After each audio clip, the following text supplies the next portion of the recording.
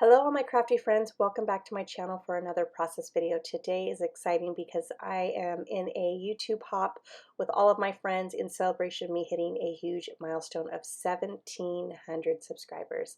I definitely would not be here without you guys, and I cannot thank you enough. Uh, I definitely started this YouTube channel 2015 because I absolutely loved scrapbooking and had been doing it for already 15 years. And so when I found a forum and then started meeting all these type of friends from all over the world, then I was introduced to YouTube, and I did take a break after 3 years of doing YouTube and stopped, or not 3 years, gosh, 5 years. I did take a 2-year break, and then I came back. And this August of 28th will be my active 5 years, because I don't really count the whole seven. It's been 5 years. And I just cannot thank you guys enough. It is such an amazing community. And it's just funny how there's so many different parts of this hobby that just kind of brings us all together. So it's like social media, YouTube, and the hobby itself.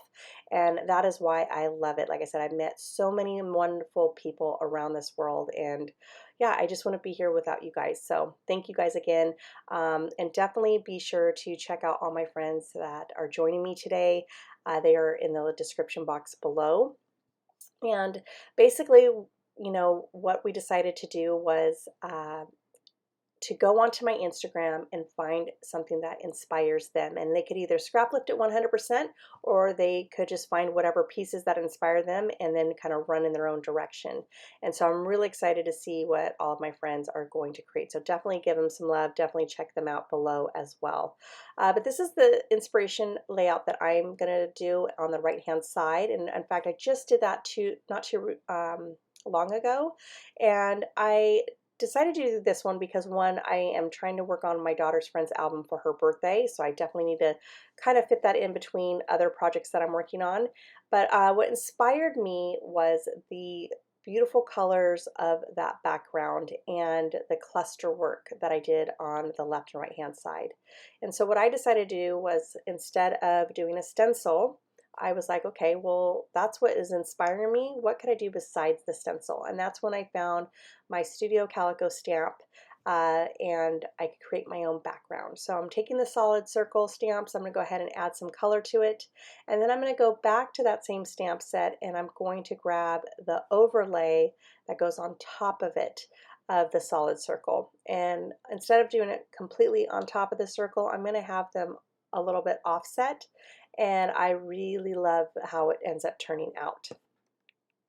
Okay, so this is what it's looking like, and I'm actually really liking it. Now, the one thing I want to do a little bit different was I wasn't going to have a whole lot of circles. I felt like if I did that, it would look very messy, and I didn't want to look too messy. I wanted to keep it kind of a clean, simple background, but have lots of pops of color. So I'm going to go ahead and add my second color, and I'm just going to kind of go around, like I said, spreading out those circles, because I know in the center is where my photographs are going to be. Now, once I get down the aqua, I am going to go back and grab a different type of pattern. And what do? I make a mistake. Now, this wasn't my first time doing this background. This was actually my third time, but I didn't want to bore you guys of me, watching me repeat over and over again of trying to do this stamp work, which, I mean, it wasn't too complicated. So I don't know where my head was, but it is what it is, and that's okay, because I'm going to keep going with it because it doesn't look too bad. All right, so once I get that down, I did off camera map my photos. That's something I don't really show too much, because I know that as scrapbookers, we all know how to do the matting. All I did was grab some black cardstock, and then I went back to the Echo Park Beautiful Life collection and grabbed the multicolor diagonal striped as well.